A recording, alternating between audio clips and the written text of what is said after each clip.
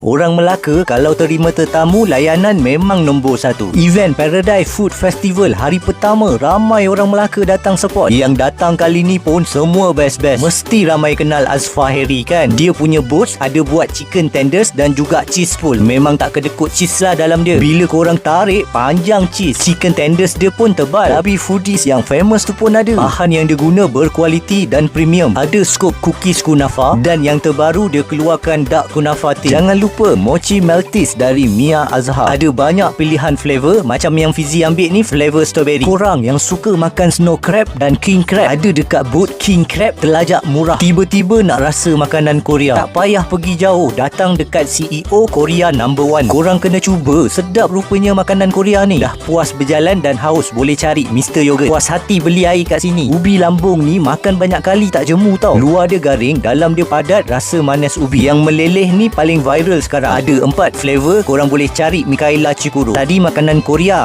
yang ni makanan Indonesia. Soto ni tak sama yang kita biasa makan, dari segi sup dan juga sambal dia tu. Makanan Thailand pun ada. Yang ni miang kam, elok makan ni untuk buang angin. Panipuri dia pun sedap, halal. Boleh dapatkan dekat dessert Asia. Suka makan kentang, try lah cheesy potatoes. Rasa ubi, cheese dan beef tu sebati. Event berlangsung selama 4 hari je tau. Dari 9 sehingga 12 hari bulan Julai di Maidin MITC Melaka. Let's go!